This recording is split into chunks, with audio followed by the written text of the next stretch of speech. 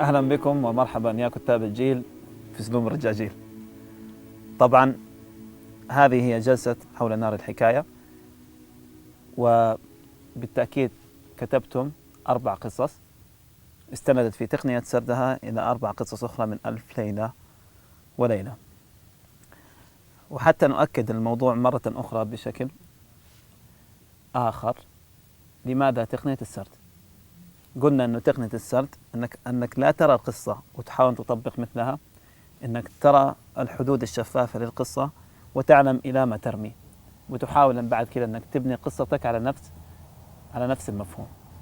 في قصة قديمة في افتح يا سمسم طبعا مو بالقصة اللي عند عبد المنعم، لكن قصة ثانية في برنامج افتح يا سمسم، زمن الطيبين، أنه كان المراسل اللي هو الضفدع كامل رايح دائما يروح لمخترع عبقري بيقعد سنوات وراء سنوات يبدا يخترع الاختراع ما. فلما يروح ضفدع كامل يبدا يسال عن الاختراع وكذا، يقول له انا جبت اختراع يكسر العالم ما في زيه، اشتغلت عليه 3 سنين ومدري وشو. ايش اسم الاختراع؟ يقول له هذا هو اختراعي، انه حاميات الاقدام. في النهايه يطلع وشو؟ يطلع شراريب. بنفس المفهوم كاتب القصه لما يكتب قصته هو يعلم انه قصته هذه لن تتكرر بشكل او باخر، لتعاطف مع شخوصها، مع هدفها، قرب القصة أصلا من مكانه ومن جغرافيته. لكن كل ما اطلعت أكثر كل ما ستعلم أنه من 4000 سنة حول نار الحكاية وحتى الآن كل القصص تتكرر بشكل أو بآخر مهما اختلفت ظروفها ومسمياتها. تجد نفس القصة اللي تعالج ما قبل التاريخ هي نفس القصة اللي من الخيال العلمي، هي نفس القصة، قصة الحرب هي نفس القصة التاريخية في العصر الفرانكفوني هي نفس القصة في الفيلم العائلي، لكن الاختلاف في المسميات زي ما قلنا وفي طريقة المعالجة. حمود، كانت قصتك اللي استقيت منها هي قصة الأحدب من ألف ليلة وليلة. هذه هي قصة الخليفة هارون الرشيد مع الشحاذ بين قوسين اللي هو أبو الحسن. أما أنت يا سعود كانت قصتك هي قصة السندباد والرجل العجوز. وأخيرا وليس آخرا كان قصتك يا عبد المنعم هي قصة علي بابا والأربعين حرام. بداية يعني إيه الحلاوة دي يعني؟ أنت قاعد معانا في الخيمة وجايب بدلة أيوة بدلة وحركات، أنت جاي المقناص ولا بتفتش على الزود؟ طال عمرك. طيب بداية نبدأ من عندك يا عبد المنعم باختصار طبعا القصة اللي مستقاة من ألف ليلة وليلة. هي قصة علي بابا والأربعين حرامي. تبدأ القصة بعلي وأخيه قاسم حيث بددوا ثروة أبوهم. يتجه بعد ذلك علي بابا للاحتطاب والعمل حطاب، وهو يركب على حماره في الغابة. ينتبه إلى فرسان ولصوص يتجهون نحو مغارة، فيسمع وهو مختبئ خلف شجرة جوز الهند قائد العصابة يقول افتح يا سمسم، فتنفتح المغارة.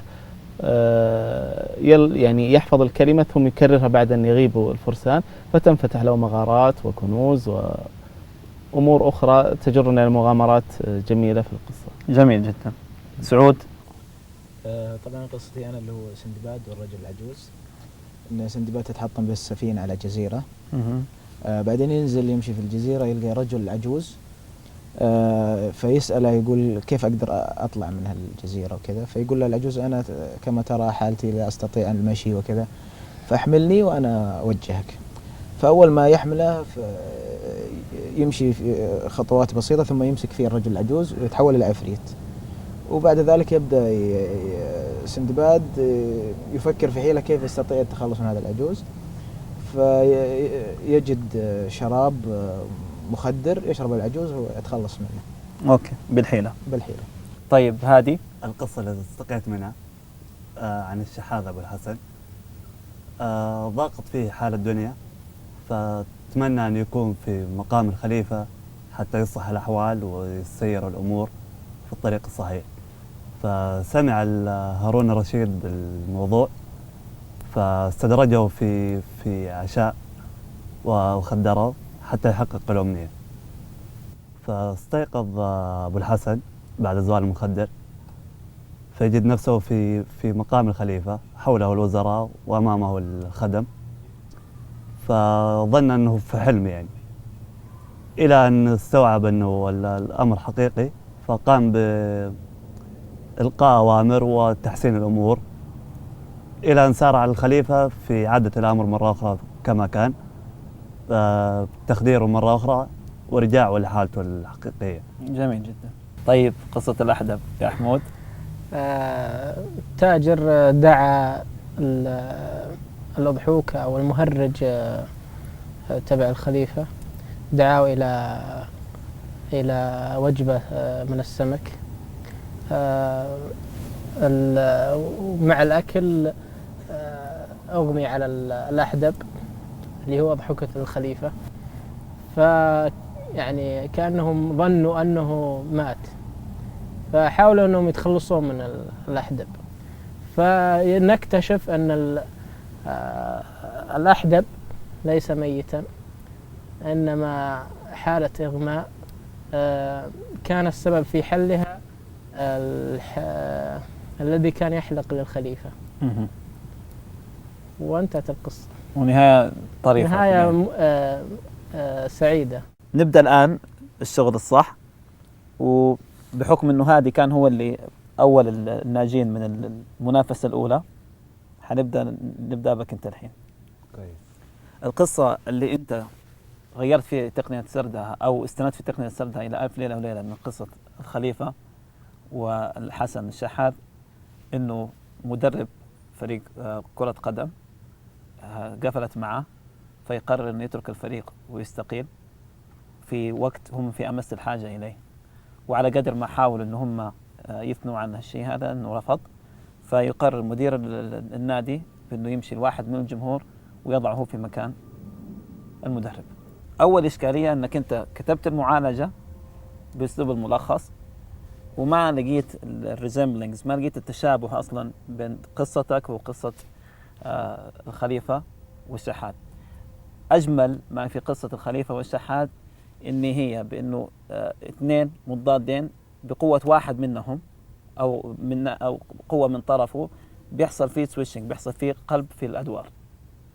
ونفاجأ بعد كذا مع استمرارنا في الفيلم بأنه هذا الشخص اللي غير قائم بالدور، اللي يكون الضد يعني، سواء كان شحاذ أو سواء كان سكران أو سواء كان فقير، أو يكون هو فعلا الرجل الكفء للمكان المناسب. هذه المعالجة هي اللي أنت افتقدتها للأسف الشديد في ملخصك. طيب. أحب أقول حاليا، وحنرجع لك بعد شوية، إنه أنت من أول المستبعدين الآن في هذه المنافسة، وللأسف الشديد يعني أنت كنت فوق المرة الأولى والحين أنت تحت. وهذا هو اللي صار برضو في نفس القصة بتاعتك، يعني كان خليفة وكان شحاذ، فجأة صار خليفة ورجع ثاني شحاذ. طيب نمشي لعبد المنعم. عبد المنعم، أنت كنت الثاني أو ثاني الناجين. القصة اللي استندت عليها هي قصة علي بابا والأربعين حرامي.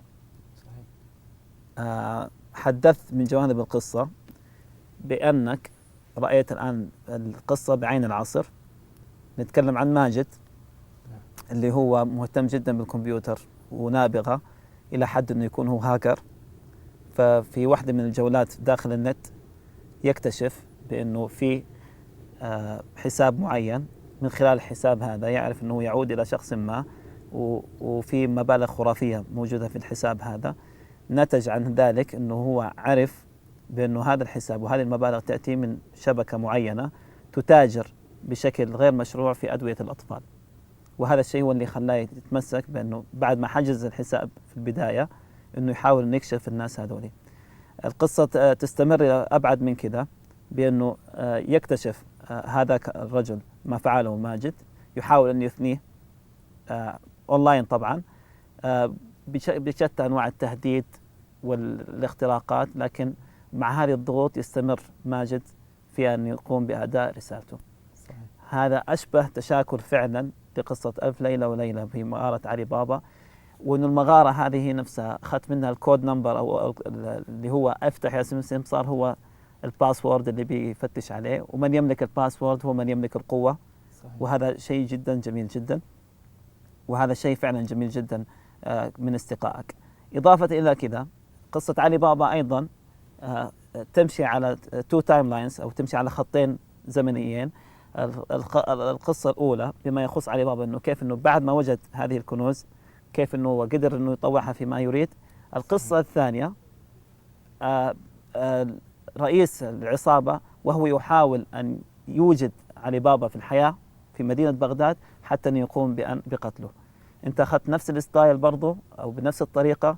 القصة الموجودة هناك نتكلم عن تايم لاين في أونلاين، ويحاول بعد كده رئيس العصابة أن يوجد هذه الحرب إلى الحياة الواقعية بأنه يفتش عن ماجد نفسه. أستطيع أن أقول مبروك فعلا، لأنه أنت أول الناجين في هذه المنافسة، والجمهور نفسه يعني مصوت أكثر من 85% وبشكل طاغي، تعتبر من يعني بجد يعني سابقة لك، سابقة لأصحاب الكوره. أشكرهم صراحة. الله يبارك فيك، واشكرني أنا كمان. لك الشكر أكيد أستاذنا، لكن أشكر الجمهور اللي يعني صوت وتعب. طيب نجي لسعود. أشكر الجمهور. لسه بدري عليك. طيب يا سعود، القصة اللي أنت أخذتها برضو عشان تقتبس من قصة سندباد والرجل العجوز، بأنه هذا موظف بشكل ما يأتي بقرار تأديبي أنه ينقل إلى مدينة أخرى تبعد عن مدينة أو عفوا قرية أخرى تبعد عن مدينة آلاف الكيلومترات، فيدخل في صراع بأنه يحاول أن يأخذ أهله وأسرته معه اللي عنده مدارس وزوجته وإلى آخره. وافق على هذا الشيء وبدأ يفتش عن محل سكن هناك، فوجد بيت. بعد اختياره أخبر المؤجر بأنه بيعطيك البيت هذا، لكن في مخزن رجاء بأي شكل من الأشكال ما تحاول تقرب عليه، لا أنت أيوة لا أنت ولا أطفالك، لأنه في أشياء خاصة. ووقفت القصة على كذا عشان تفتح لنا باب التخيل. أنا بنفس مفهوم اللي كان مع هادي، أنت المفروض قلنا ما تكتب ملخص، إنك تكتب نوعا ما من المعالجة عشان نعرف هيكل تقنية السرد. أنا حاولت أولف صراحة يعني علاقة الرجل العجوز بهذا المخزن. الشيء الوحيد إنه في أجواء من الرعب لقيته فيه. في شيء آخر أنت ممكن تضيفه الآن قبل ما؟ إيه نعم، لأنه المخزن هذا بيكون طبعا في تعامل من السحر وشيء من السحر يعني. في أشياء لنفس المؤجر هذا حق سحر وما سحر، والمكان أيضا مسكون يعني بتكلم عن جن وقصة إيه آخر. طبعا فيحاول نفس طيب يعني أنت حاولت تشاكل قصة سندباد، بدل هالرجال العجوز جبت هالمخزن اللي فيه جني. أول ناجين. هو متعرف تعد من واحد أنت ولا؟ قلنا هذا أول الناجين. أما بالنسبة لك يا سعود زي المرة اللي فاتت، حرجع لك بعد شوي. طيب باقي معانا حمود. اخترت أجمل قصص ألف ليلة وليلة على الإطلاق لأنه معالجتها هي معالجة كوميدية. ترجمت القصة إلى قصة واقعية معاصرة ترجمت القصة إلى قصة واقعية معاصرة تتناول شنطة أو حقيبة نساها واحد عند سواق تاكسي. سواق التاكسي بعد ما وجد الحقيبة بشكل ما عرف إن هي خاف إن هي حقيبة حقت مخدرات، فحاول يتخلص منها، شال الحقيبة رماها على جاره وجد الحقيبة برضه خاف كذلك، فراح رماها في جهة قريب من محل صرافة. واحد طالع من محل الصرافة لقى الشنطة نفسها فأخذها وبرضه خاف ورماها، وهكذا دواليك لحد ما تمسك الأخير من قبل رجال الأمن، لأنه كان الأخير اللي هو مؤذن المسجد حاول أن يحط الشنطة قريب من قسم الشرطة عشان هم أولى يعني في البحث عن صاحبه. صارت القضية الآن قضية أمنية. بعد التحقيق معه حاول أن يحقق مع الأول والثاني والثالث والرابع كلهم، وفي النهاية وبينما هم في ذلك التحقيق أوكي يأتي صاحب الشنطة الحقيقي يريد أن يبلغ عن الشنطة المفقودة. في ذلك الوقت يكتشف الأمن نفسهم وجميع من في القصة بأن الشنطة ليست شنطة مخدرات وإنما شنطة فيها سحلب، وانت سحلبتها معنا. طيب يا حمود، نرجع مرة ثانية. قلنا تقنية السرد ليست المقصود منها المشاكلة، أنت فعلا عصرت القصة بكل ما فيها. طيب جمالية قصة الأحدب بالنهاية والمعالجة. المعالجة في أن هي كشفت المعدن الطيب لهؤلاء الناس كلهم. إيقاظ الضمير لديهم هو اللي خلاهم يمشوا قدام القاضي يقول لا إحنا اللي قتلنا فلان، وإنه فلان هذا هو بريء من التهمة. طيب أنت فعلا أوجدت بديل عن موت الأحدب في هذه الشنطة، لكن لو جينا تكلمنا عن توظيف هذا الشيء أوكي، أول شيء يخطر على بال الواحد إنه المفروض أنت تفتح الشنطة عشان تشوف إيش اللي فيها. إذا فاتت عليهم كلهم ما تفوت على مين؟ الشرطة. ما تفوت على الشرطة. يعني أنا شو أنا أحقق مع ناس وعلى شيء قبل ما أفتح الشنطة وأعرف وش اللي فيه. ويمكن هذا هو التريك الأساسي اللي خلى القصة بشكل ما غير مقبول، وبشكل آخر إنه أخذت المعالجة صح لكن ما عصرنت القصة من منظورك أنت. للأسف المرة الأخيرة أو في المنافسة الأخيرة أنت كنت أول الخارجين من منافسة الكوه. حاولت أن تقدم مجهود جدا كويس في هذه المرة، لكن رجعنا أيضا لنفس المطب اللي كان في المرة الأولى، اللي هو أنه كلامنا مو عن المشاكلة إنما كلامنا عن تقنية السرد. هذه نجحت في المرة الأولى بشكل منقطع النظير، أنك وجدت ملخص من أجمل الملخصات التي قرأتها، لكن هنا رجعت لنفس تقنية الملخص وبعدت تماما عن مفهوم تقنية السرد. كلكم عارفين أنه عبد المنعم كان هو اللي حقق أرقام كبيرة جدا في هذا التصويت، سواء كان من ناحية الكوخ أو من ناحية الجمهور. بينكم الثلاثة لو أنا حصوت على ثاني الناجين حصوت عليك يا هادي. للمرة الثانية على التوالي تنحصر المنافسة بينك يا سعود وانت يا حمود. مساك الله بالخير. لا مش النور. المرة الأخيرة لما تكلمنا وقت إقصائك يا حمود أكدنا بأنه المفروض أنه يمشي البرنامج على إقصاء واحد ورا الثاني، لكن لظروف البرنامج نفسه لازم نحافظ أكثر وقت ممكن بكم أنتم من 4، ثم بعد كذا يبدأ الإقصاء. ونبهنا بأنه قلنا أنه المفروض أنه الواحد يجتهد في أنه يقدم أو يتجاوز هذه المنافسات، لأنه من الصعب جدا أن احنا نقبل أنه واحد يستبعد مرتين، لأنه سوف نضطر ممكن أنه قبل ما نوصل الفيلم النهائي أن احنا نستبعده. أنت إيش رأيك أول شيء؟ أكون مبسوط إذا كملت، وإذا مستبعد عادي. طيب هل تحس أنه القصة اللي انت قدمتها أفضل من قصة سعود على الأقل؟ والله ما أحب أقارن بيني وبين أشخاص ثانيين. طيب وأنت يا سعود؟ أحسن منه. طيب عموما يؤسفني أن أقول لك إنك أنت أول الخارجين من هذه المنافسة يا سعود. إحنا ركزنا. طيب تعال وين رايح أول حاجة؟ روح الحمام. ما انت برايح الحمام، قلنا احنا ما في حد بيطلع الحين. روح ذهب لنا قهوه ولا شيء، الله يقلع بيسك. يلا ابشر يا عمي الشيخ.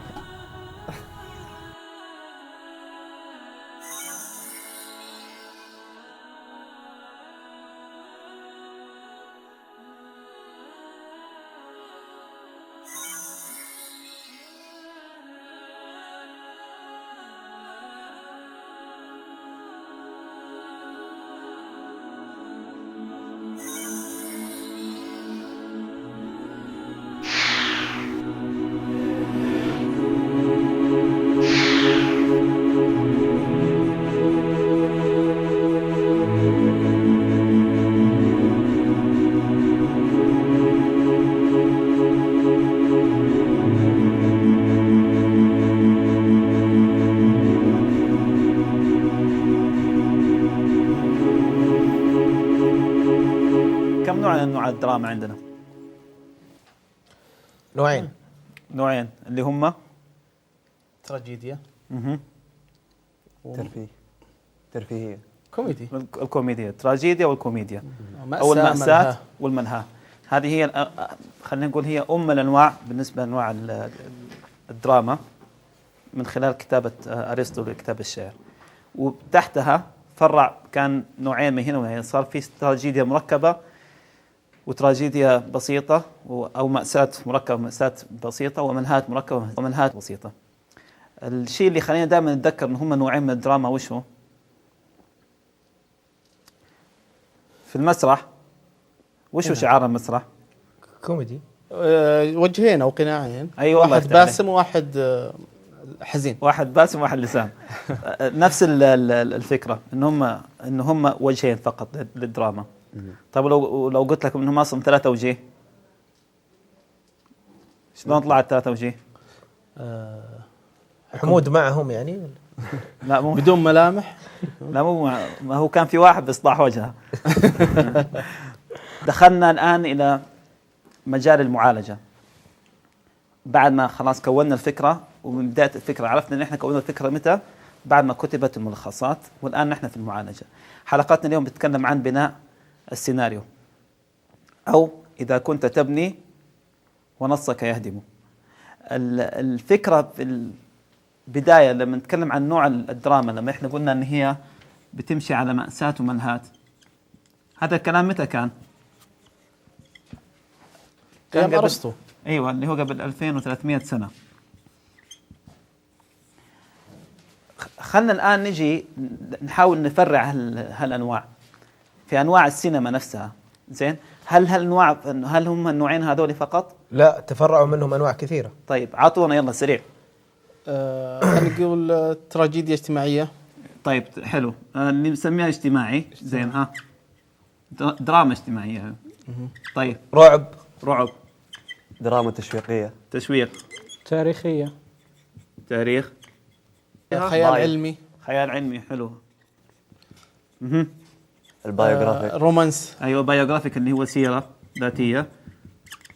فيلم وثائقي. رومانسي او عاطفي. وثائقي. ها اللي تكون قصص تجريبي. بوليسيه او شيء. ها القصص البوليسيه او اللي هي الجريمه. البوليسية اللي هي اسمها تشويق، لكن نسميها افلام جريمة. حلو. فيلم تجريبي. تجريبي. ايوه تجريبي او ابستراكت. ايوه، بس هذا النوع ما ينضم لهذا الانواع. ينضم. جميل. غيره قليل جدا. الميلودراما. ميلودراما، ممتاز. هذه ميلودراما جايه من هنا، لو احنا اخذناها كتفريع. قولوا. خلينا نولد الحين من الرعب والتشويق. رعب كوميدي. طيب ممتاز. مع الكوميديا، احنا ما كتبنا كوميديا. زين، مع الكوميديا طبعا من هنا وهذا في نوع اللي هو الرعب الكوميدي، او اللي يسموه بعد كده يسموه الموكيومنتري، او افلام الطناز على قولة اخواننا الكويتيين. طيب ها اعطونا. في عندنا اجتماعي في الاسره، اجتماعي في مدرسه، اجتماعي. ممتاز. في افلام اللي يسموها الفاميلي، لها جو خاص. زين، اللي هي ممكن تكون كلها، ممكن تكون كوميديا فاميلي، رعب فاميلي، بايوغرافي فاميلي. طيب لما نقول انيميشن، هل هو نوعيه؟ الانيميشن يعتبر نوع لحاله. ممتاز. في نوع اصلي جدا كان يسموه النوع الاسود. طيب كوميديا السوداء. مو بالكوميديا السوداء، اسمه النوع الأسود. مم. كويس. هذه بدت في أوروبا، ثم بعد كذا كان في عز فترة السينما في الخمسينيات كان هو موجود هالنوع، اللي هو أصلا جاي منه أفلام الجريمة والتشويق، لكن كانوا يلعب فيه. طبعا في معلمين كانوا منهم ألفريد هيتشكوك وغيرهم من الناس اللي كانوا هم كبار هالنوع، وهو اللي وصلنا الآن لأنواع محددة جدا في التشويق وفي الثريلر وفي الرعب. غيره في مو معقول، بس يعني الرومانس كوميدي. قلب ما دام عندنا عاطفي وعندنا كوميديا، في الكوميديا العاطفية. أي.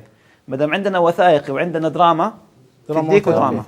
ما دام عندنا تاريخي وعندنا خيال علمي، مم. في نوع اسمه ماذا لو، وات اف. زين، يعدلوا لك حادثة تاريخية ويخلوك تشوفها مرة ثانية بعين أخرى. صح؟ والأنواع تبدأ تتوالد. يعني تخيل من نوعين صرنا نتكلم عن أكثر من 50 و60 و70 نوع. احنا ليش أخذنا هالمرور السريع؟ أخذنا هالمرور السريع عشان نؤكد على نقطة واحدة. لما نيجي نتكلم عن بناء السيناريو، طيب ايش الفرق بين بناء السيناريو وبين السيناريو نفسه؟ هو نفس كلامنا، وش الفرق بين المأساة والملهى وبين التعداد الخطير جدا من الأنواع؟ التعداد الخطير جدا من الأنواع هو جو. زين، على مدى 100 سنة كل مرة يتوالد من النوع ويتعدل بحسب تطلع الجمهور وتفاجؤه ودهشته، بحسب رغبته وبحسب متطلباته. كان النوع نفسه يتعدل مرة واثنين وثلاثة وصار يتفرغ منه. على سبيل المثال، تفضل. أنا كان لي سؤال بس، هل هو لما نقول جندر ولا ثيم؟ لا، هو الجانري. ايوه، جانري. الجانري. احنا نتكلم عن الجانري. الثيم هذا شيء ثاني. خليه على جنب شوي، الا حلقة ثانية. لكن احنا نتكلم الآن عن الجانري.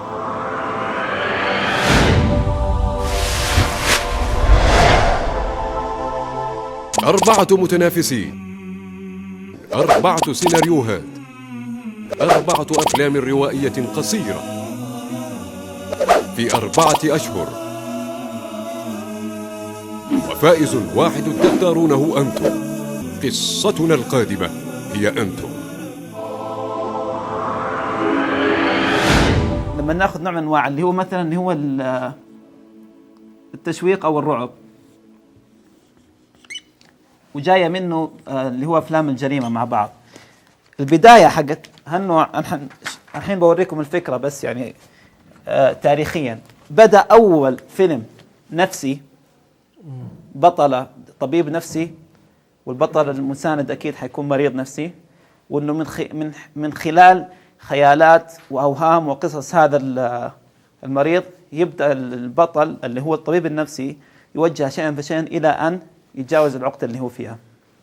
هذا اول فيلم طلع، كان فيلم روسي في 1919 اسمه عيادة الدكتور كاليغوفي.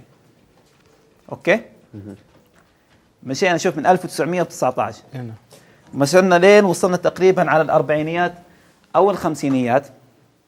طيب، صار نفس المفهوم، انه هذا بطل وهذا مريض نفسي، لكن المرض النفسي للمريض هو مو مرض شخصي بقد ما هو مرض مجتمعي. حلو. فبدأ يتكلم عن المجتمع من خلال برضو وجهة نظر الطبيب النفسي. حلو. ثم بعد كذا مشينا وصلنا تقريبا إلى الستينيات، صار الوضع أبعد من كذا شوي. ما دام الدكتور النفسي هو اللي يشرح المريض ويوصل لهذا الشيء، ليش ما يكون الدكتور النفسي هو مريض، هو المحقق؟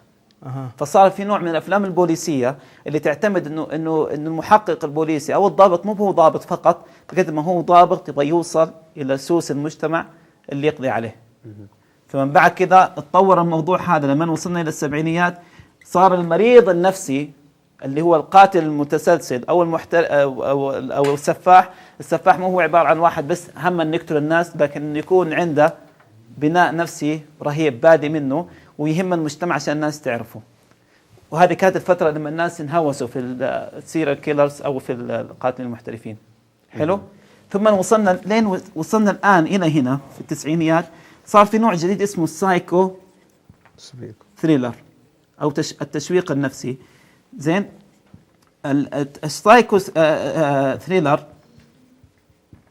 بعد هالتاريخ كله صار عادي جدا انه يكون الطبيب النفسي اللي كان بطل في 1919 يصير هو المجرم، هو السفاح. اذا نرجع مره ثانيه ونتكلم عن السؤال، وش الفرق بين السيناريو وبين بناء السيناريو بمعطيات النوع او الجانري؟ سعود، وش الكوب اللي قدامك وش هو؟ الكوب إيه. نيرفانا. ها لا اتكلم عن السائل الشفاف. طيب وخرنا النيرفانا. ها ماء هذا كوب ماء. كوب طيب خليك معي الان. هو تشوفه في حد عنده نقاش او وجهه نظر ثانيه انه هو مو كوب مويه مثلا؟ ما اختلف. لا كوب مويه. طيب لو الان اخذت نفس كوب المويه هذا وحطيته في الفريزر وجيت اخذته بعد ساعه، وش بيصير؟ مويه متجمده. طيب بيصير مويه متجمده او بيصير ثلج. او بيصير ثلج. وين المويه وين الثلج؟ هو هذا نفس منه. الشيء. الله يفتح عليك. تحول للحالة. هو نفس الشيء تقريبا. يعني ما اقدر افرق بين الثلج وبين المويه الا من خلال القزاز اللي هو فيه. بنفس المفهوم هذا هو الفرق بين السيناريو كله وبناء السيناريو. الشيء اللي احنا لازم نأكد عليه الآن، لأنه بيكون في رعب كبير جدا عن كاتب السيناريو لما يبدأ خلاص مرحلة المعالجة، أنه يكون مشى مشوار كبير، ثم لما كل مرة يبغى يجود القصة يتفاجأ أنه هو يبغى يعدل في أحداث دراماتيكية موجودة فيها، يعدل من نفسية البطل أو البطل المساعد أو الشرير وكذا، فيصير مرعوب جدا وما وده أن يصير هالشيء. هذا هو الوقت المناسب أنك أنت تقوم بهالتعديل. بمعنى أصح، متى يبلغ البنيان يوم تمامه، المفروض ما يبلغ تمامه في هالفترة. لا تتخوف أبدا أنك أنت هد كل شيء عشان تبدأ من أول وجديد، لأنه أغلبية القصص الممتازة جدا والناجحة على مر التاريخ كانت عبارة عن قصص خرجت من رماد قصص أخرى أو قوالب أخرى. عشان نعرف هالشيء وأنه المفروض ما نخاف، هذا فيلم في أول 10 دقائق منه الفيلم هد كل شيء، بمعنى كل شيء، عشان يقوم منه قصة جديدة. خلونا نشوف ونجي نكمل مرة ثانية.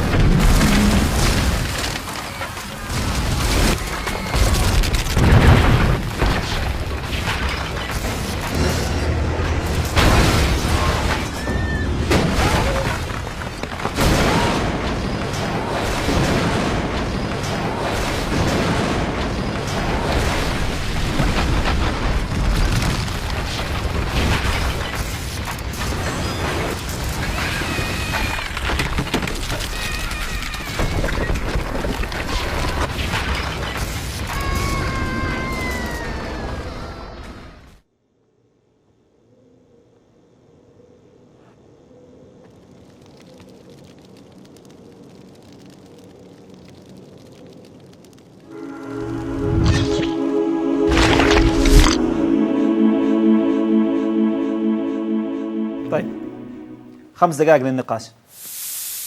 وش اللي شفناه؟ فيلم وبدايتها زلزال مباشرة في مدة 2 ساعتين.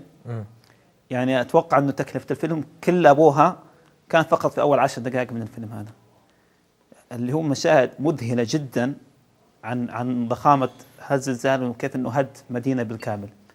لما نتكلم عن أفلام صينية بالذات، الأفلام الصينية ما عندهم مشكلة مع الكومبارس، يعني دائما هم يضربوا الرقم القياسي في الكومبارس. فعادي الفيلم هذا كان في أكثر من 30,000 كومبارس جايبينهم.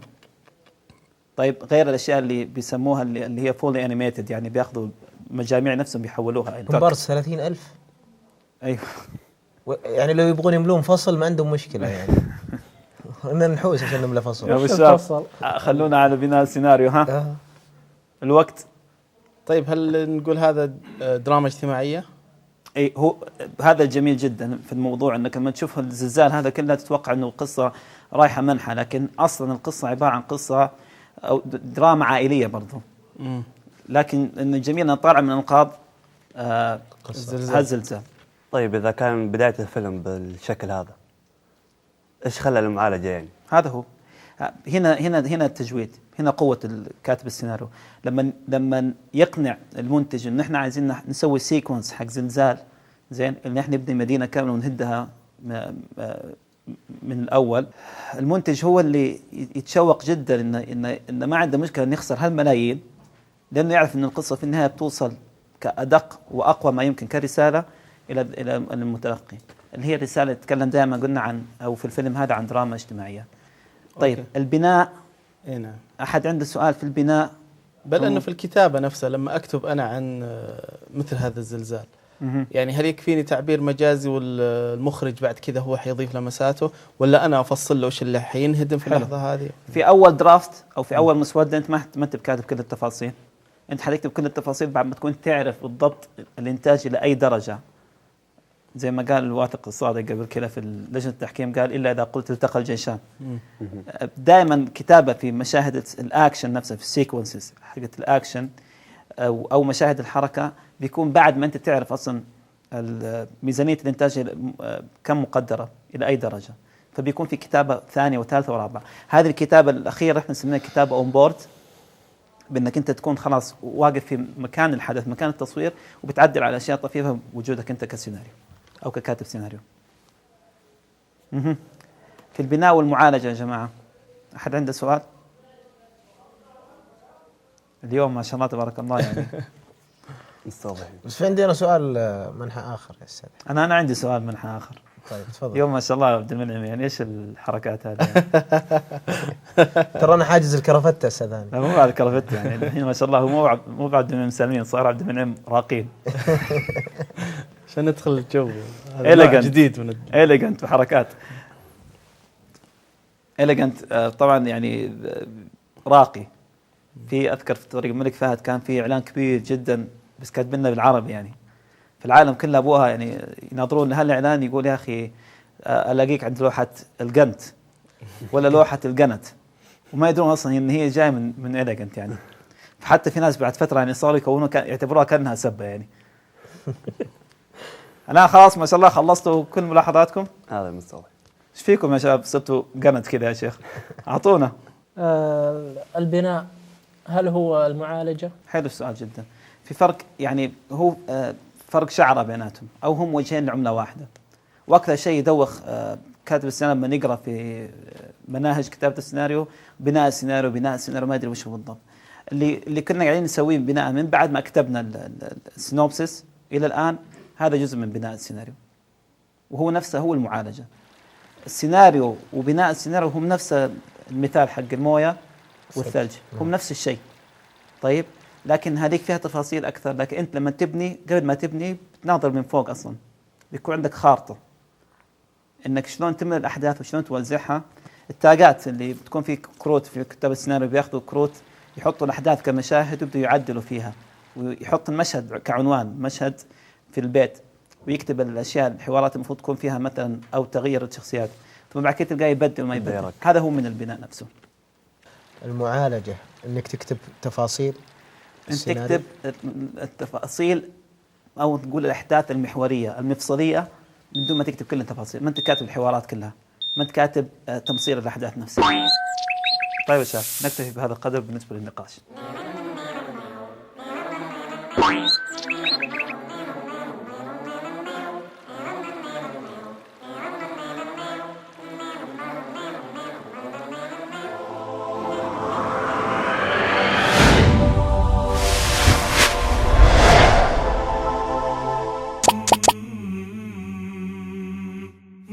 مئة ألف ريال تذهب لواحد منهم حتى يتمكن مشروعه القصصي المقبل من أن يرى نور الشاشة، و50,000 ريال مجموع جوائز أخرى لأفضل 4 سيناريوهات تقدمونها أنتم.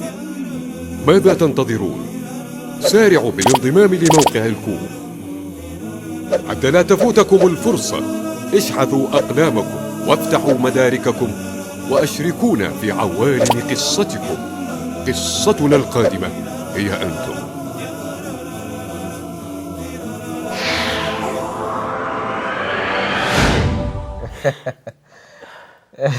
البناء الدرامي أو موجود في الكوميديا، لازم يكون موجود في الكوميديا البناء؟ طيب حلو السؤال هذا.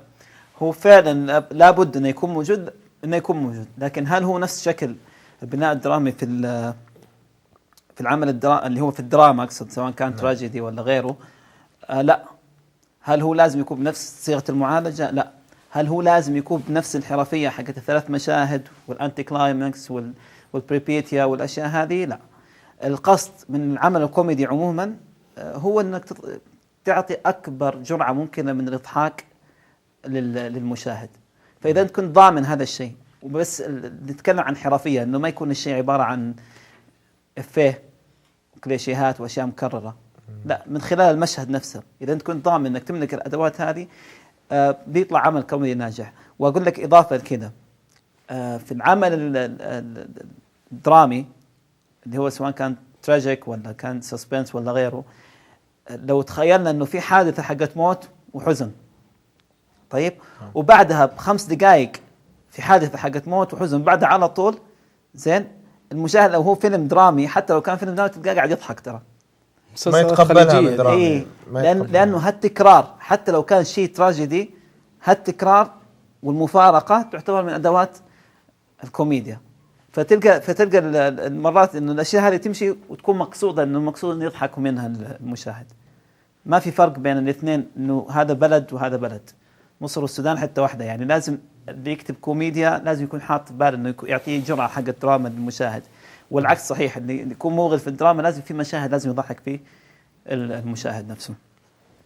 عشان هذا الشيء في مشهد فكرته كوميدية مع انه ما يبان في هذا الشيء، خلينا ناخذه نرجع بعد كده تورينا انت وش اللي يضحك فيها سعود.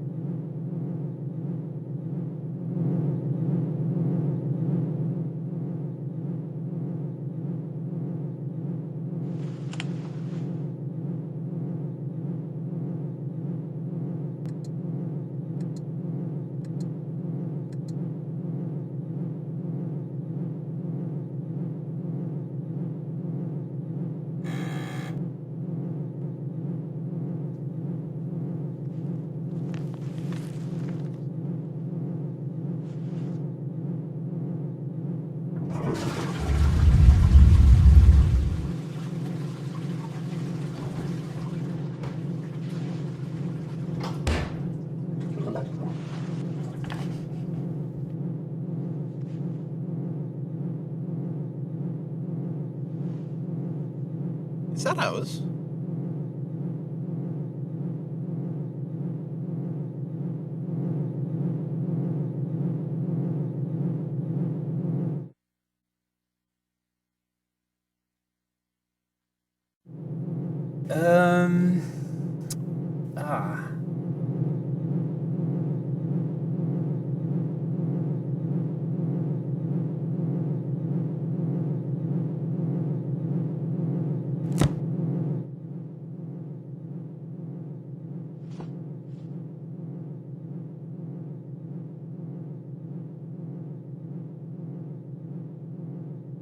Rock, paper, scissors?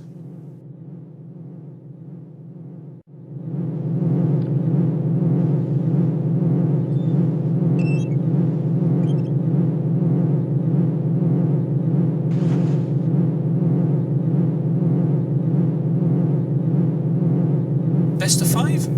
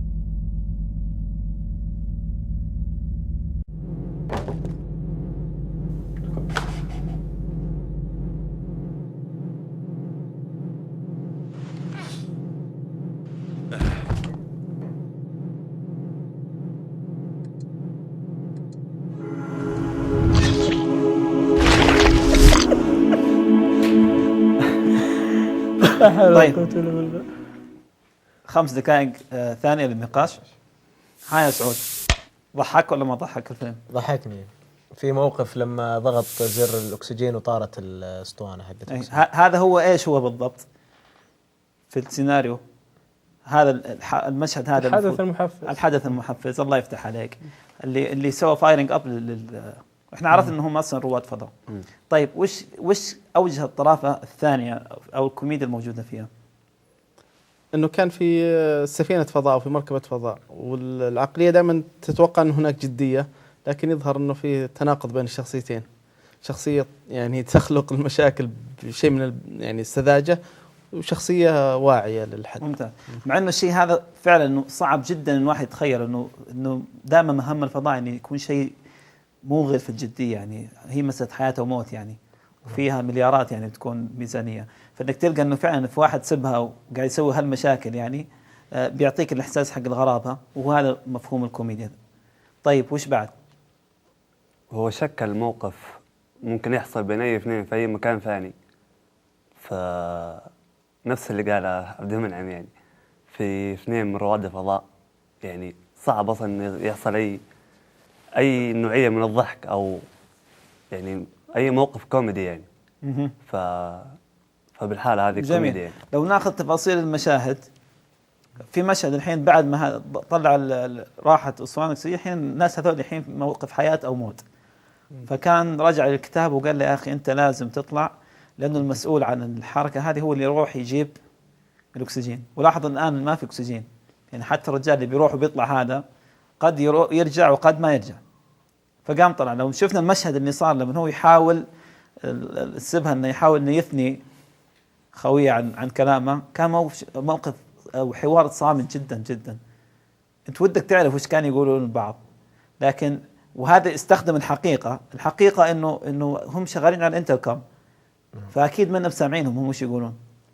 فالطريف انه انت ودك تسمع بس ما ادري هم وش يقولون، بس من حركاتهم وكذا يصير موقف برضو انه يكون انك تستفيد من حدث حقيقي انك تخليه برضو كوميدي. طيب وش بعد؟ سنة إنتاجه متى كانت؟ أعتقد 97. إيه نعم، لذلك استخدم تقنيات يمكن تكررت كثير علينا، فإحنا يمكن من البداية على طول صرنا نلمح إنه حيكون كذا مثلا وقوفه برا الباب يقرأ جريدة أو شيء. إيه طيب إيه. الله يفتح عليك. نيجي الآن للمفهوم سواء اللي هو في مفهوم البناء أو المعالجة بالنسبة للفيلم الكوميدي. طيب المجاز هذا الشيء بنستخدمه في الدراما كما نستخدمه في الكوميديا. طيب المجاز هل هم فعلا تحس انه هم رواد فضاء في مهمة رسمية وتصير الأحداث هذه فيه؟ لا. وش كانهم؟ كانهم جالسين في مكان في بيت عزة في شقة بس كانهم وهذا ألذنا في الموضوع، كأنهم قاعدين فعلا في شقة عزاب. يصير عادي انه واحد سبها وواحد هو اللي جادي معه، ويقوم يرسل خويه يروح يقول له جيب لي عيش ولا جيب لي شيء زين. هذه ترى قاعد يسويها يعني. البيت يقول له روح جيب عيش، يقعد نص ساعه ولا ساعه الا ربع، ثم يرجع مره ثانيه والغداء يكون مولم وقاعدين منتظرين العيش. طيب هالمواقف زين بتصير في الحياه العامه وهي طريفه، لكن زي ما انت قلت انها تكررت علينا كثير. لكن لما اجي اغير المجاز كله اقول يا اخي بدل ما اخليهم في شقه عزابه ورا ما اخليهم رواد فضاء. فاعاده النظر للشاكله هذه هي اللي بتعطي الدفعه الكوميديه في الموضوع. وفعلا ترى الرجال السبها انا حسيت انه هذا فعلا واحد مؤجر معنى، يعني انه يوم طلع وقعد هذاك قاعد مسكين متوتر يقول ان الرجال خلاص يمكن يروح مات يمكن يكون مات يمكن يكون ضيع يمكن اي شيء، هو مقلق مره ثم يروح يناظر إذا يبقى قاعد متكي وقاعد يقرأ جريدة. أفلامكم الآن أتوقع أن هي الآن على وشك أنها تطبخ الآن كسيناريوهات أخيرة. الفرق بينكم وبين أفلام جمهور الكوخ لأنه أفلامكم قصيرة لازم تكون تقنيات السرد طيب، والتعب على حوار الصورة طيب، والتعب على الشكليات هذه بتكون أكثر بكثير من الفيلم لما يكون أطول.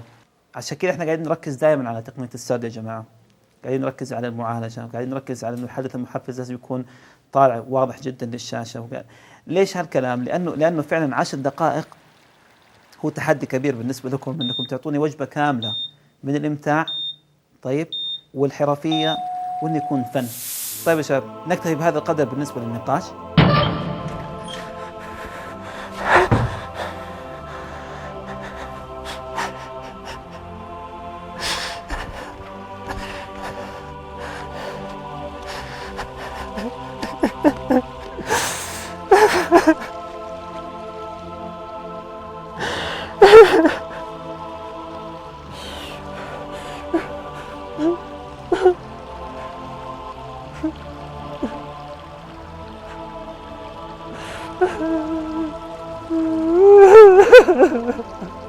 Ah